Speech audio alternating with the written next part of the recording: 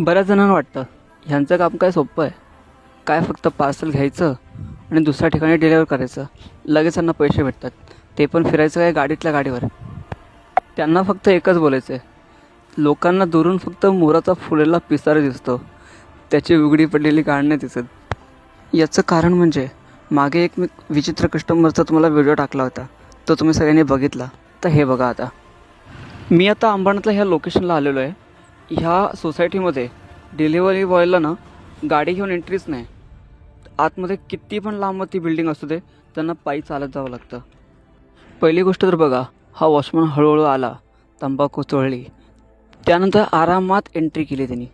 Entry केल्यावर बघा, ही पहिली बिल्डिंग गेली, दुसरी गेली, तिसरी गेली, असं करता करता जवळजवळ 5 ते 6 बिल्डिंग गेल्या. आणि असं नाही की सगळ्यांनाच एंट्री नाही, रिक्षावाले येतात, ते सगळे येतात हां का, फक्त डिलिव्हरी बॉयला मनाई आहे. तर ह्यामध्ये माझे ना जायला 10 मिनटं आणि यायला जवळजवळ 5 मिनटं गेलेत, म्हणजे जवळजवळ 15 मिनटं माझे इथे वेस्ट गेलेत.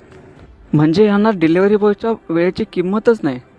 ह्यांना फक्त एकच म्हणणं आहे, तुम्ही एकतर ऑनलाईन काहीतरी बुक करू नका, आणि बुक केलं तुम्ही तर ना तुम्ही मेन गेटवर येऊन पार्सल देत जा. नाहीतर काय यार,